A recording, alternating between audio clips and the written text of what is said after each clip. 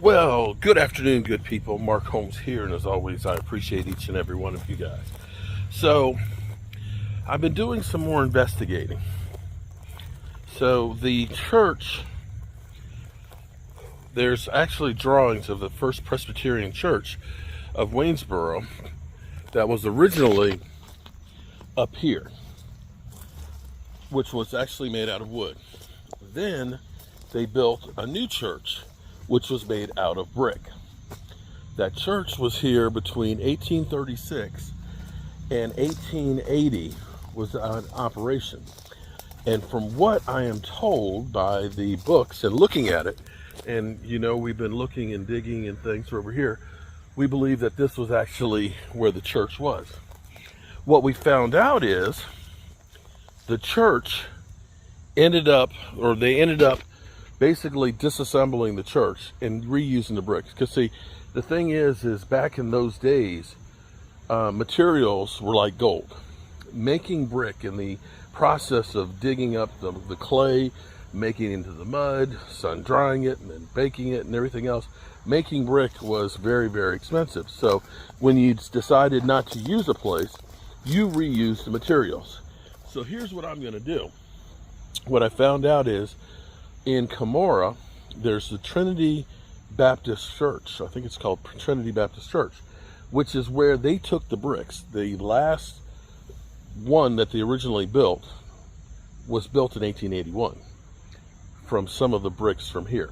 So I'm going to take one of these bricks, and I've got this brick, look, right here around the gopher hole. I'm going to grab, wow, actually I haven't been on this side.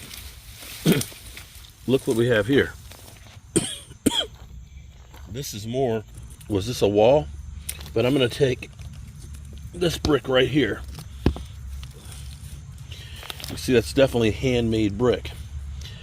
This definitely looks like maybe it was the wall, back wall to the church, and got pushed over by the trees.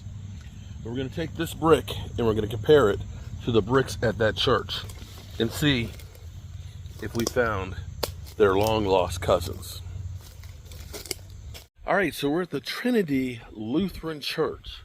Now this church, yep, that's a beehive up there. This church, built in 1881, allegedly using the bricks from the Little Red Brick Church. See the foundation here. What do you think? Definitely handmade brick. You can see the face on here, how it's pitted a little bit. Now, here's what I'm going to say. Unfortunately, they've used regular mortar right here to fill in. That's a no-no. You definitely don't want to do that. This is lime mortar that would have been original. But this, wow. This is one of your sisters. That's one of your sister bricks right there.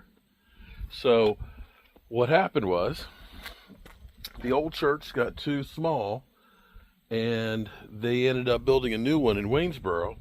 They took the bricks from this church from the little brick church, and they brought them here and used them to rebuild, or not rebuild, to build this church. So there's another little piece of the puzzle.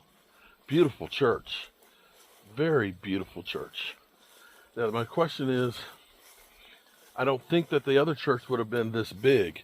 So where did they get the other bricks? In fact, you look back here, look at some of these bricks. These look a little bit different. These are actually a little bit larger brick right here. These are different than the bricks in the front. They look a little bit bigger. And then you look at these bricks. This might have been put on later on because those are a little bit smaller brick. This looks like it might have been an addition. By the way, yeah, this is definitely an addition, but you can tell by the way it was put on there. But definitely, these are very, very old bricks. And look at the size of those. History is all around us. And We just found another piece of the puzzle. Well, I tell you what, this is one incredible looking church. And as my wife put it when she first saw pictures of it, she said, when you think of church, that's exactly what you think. And to think that this was built from bricks that were over with the church right there beside the red brick house just kind of gives me a sense of awe. Look at the bee. That's the wasp nest that's up there. I would actually love to be able to go inside and see more of this church and things. But history, it's crazy because it's all around us and we have no clue in our everyday life. The foundation has been there since 1880, and it's amazing that just cleaning off some of the brush that we ended up locating that and finding parts of the church and finding it's still living on right here. I'm Mark Holmes, finding a little bit more about our history.